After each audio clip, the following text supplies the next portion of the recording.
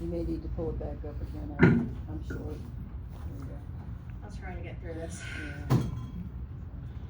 Kevin was a lot of things to a lot of people, but to me, he was my dad.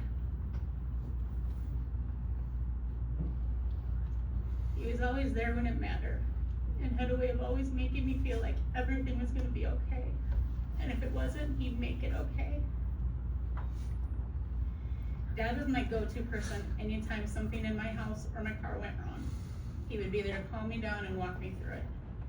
Once back in college, my car battery died in a mall parking lot in the Twin Cities, and my mom and dad drove up the 2+ hours that night to change it for me because I was scared and I didn't know what to do.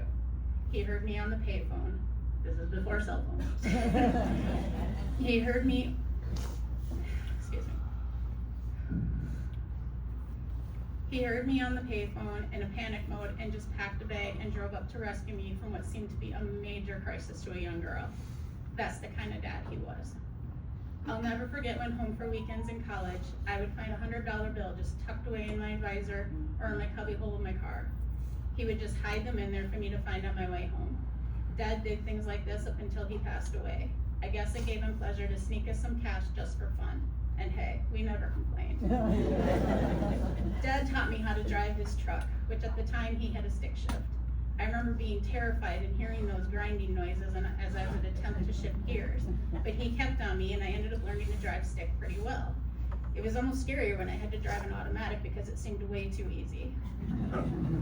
Wizard of Oz was my dad's all-time favorite movie. We watched it at least once a year together. It's one of the only movies he could sit almost the entire way through. He always did prefer it to be on TV though, because it had commercials and it had that built-in bathroom break. I'd always say that's what the pause button is for. Dad has always been an early to bed, early to rise kind of guy. Many times growing up, I would just be going to bed as he was waking up for the day. You'd always know when he was going to bed because you would either hear Andy Griffith or the Beverly Hillbillies playing on the TV in the bedroom. He probably knew every episode by heart. He would often come back out in the living room just to let us know what episode was on and that we were missing a good one and if we wanted him to turn our TV to that show. We always declined the offer and he would go back to the bedroom pretending to be disappointed we didn't want to watch it while walking away thinking he's pretty funny. Dad always had little zingers of humor. Back when I was a kid, I remember him coming upstairs after a shower saying, "I feel like a new man," with that goofy grin, thinking he's hilarious because obviously that's how we pronounce our last name. I clearly thought it was pretty funny though, since I still remember that to this day. When Mom and Dad would come home for the summer from Texas, I would gather my to-do list for Dad to do around my house that I couldn't, or I should say wouldn't, do. I felt like this list was long and would take forever, but no, not for Dad. The list would practically be completed by the time the rest of us even woke up for the day. There's not much he couldn't do, and he did it very efficiently. In Texas, Dad would go on his daily 5 p.m. buggy, golf cart ride.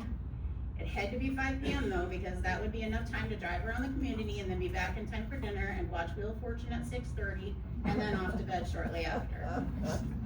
Anyone who knew my dad knows that he could not sit still. He had to be doing something at all times. I did not get that trait from my dad. If he wasn't out fixing something for a friend or a neighbor in need, he'd certainly be walking or riding his bike around the neighborhood. I do not think there was anyone in their community that did not know who my dad was. The amount of people who have reached out telling us how much my dad meant to them was so touching. I knew a lot of people adored my dad, but I don't think I fully understood to what extent. I could only dream of being as loved by others as he clearly was. I don't know how my life will work now that I don't have my dad to walk me through fixing something or just giving me advice on whatever I'm asking him about. You don't realize how much you rely on someone until that person is no longer there. Even if I didn't need his help, I would often call and ask because that extra vote of confidence was always reassuring. It makes me feel so sad that I can't just call him anymore and ask him what I need to do. Mom, Phil, Julie, and Ashley and I are all fortunate to have so many memories of Dad that most families never get to experience. Dad was always around for anything any of us needed, and often for things that we didn't need, but he gave us anyway. Well, because he's Kevin Naumann and that's what he does. Dad, you'll forever be missed, and there will never be another person like you. I was fortunate enough to get to be your daughter, and let you spoil me throughout my life. If you're listening, make sure to let Mom know she has to take over doing the sewing on my I know that's what you would have wanted. You can do it, Cindy.